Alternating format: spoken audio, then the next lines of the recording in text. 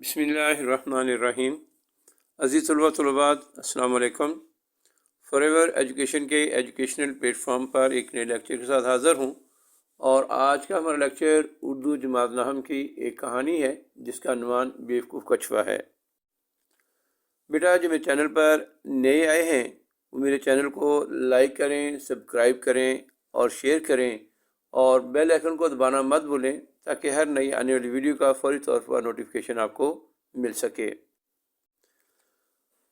कहानी का सवाल बोर्ड में 5 नंबर का आता है, इसलिए मैंने इस कहानी को इंतहाई आसान अल्फाज में बयान किया है ताकि आप लोगों को याद करने और समझने में आसानी रहे, ताकि आप इंशाअल्लाह बफज़्ल-ए-इलाही पूरे नंबर बोर्ड में हासिल कर सकें। बेटा जब हमने कहानी शुरू करनी है तो सबसे पहले हम कहानी का अनवान लिखेंगे, बेवकूफ़ कछुआ। फिर उसके बाद कहानी लिखनी शुरू करेंगे।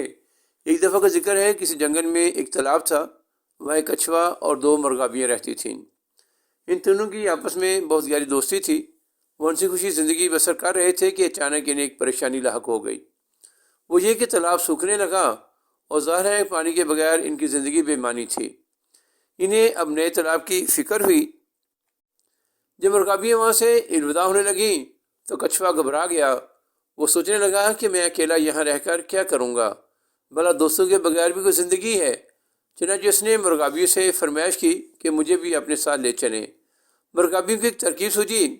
उन्होंने एक लकड़ी ली और उसके दोनों सिरे दोनों मुर्गाबियों ने अपनी चोंचों में दबा लिए और कछुए ने लकड़ी को मजबूती से मुंह में पकड़ लिया और बीच में लटक गया।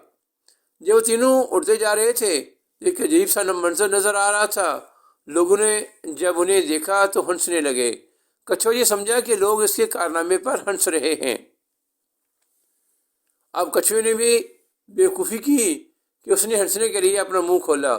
मुंह का खुलना था कि कछुआ धड़ाम से ज़मीन पर आन गिरा। इस तरह कछुआ अपनी बेवकूफ़ी से अपनी जान खो बैठा। इखलाकी सबक, बेवकूफ़ी का अंजाम बुरा होता है।